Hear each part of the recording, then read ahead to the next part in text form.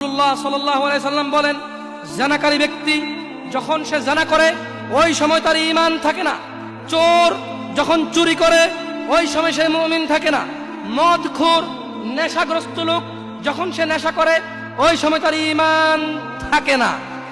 চিন্তা করে দেখেন তো, মদ খাওয়া অবস্থা মারা গেলে কি হয়ে মরলেন বলেন তো? যতই হজ করেন কি হয়ে মরলেন? হজ করতে কে বলছে? আল্লাহ। হজ করতে কে বলছে? মুহাম্মদ সাল্লাল্লাহু আলাইহি সাল্লাম। নামাজ পড়তে কে বলছে? আল্লাহ। নামাজ পড়তে কে বলছে? মুহাম্মদ সাল্লাল্লাহু আলাইহি সাল্লাম। ওই একই মুহাম্মদ সাল্লাল্লাহু আলাইহি সাল্লাম বলছে, চোর চুরি করার সময়, মদখোর মদ খাওয়ার সময়, জানাকারী ব্যক্তি যতক্ষণ ওই মহিলার সাথে থাকে এর ঈমান কি? বলেন কতদিন বাঁচবেন? কে আছেন বলতে পারেন?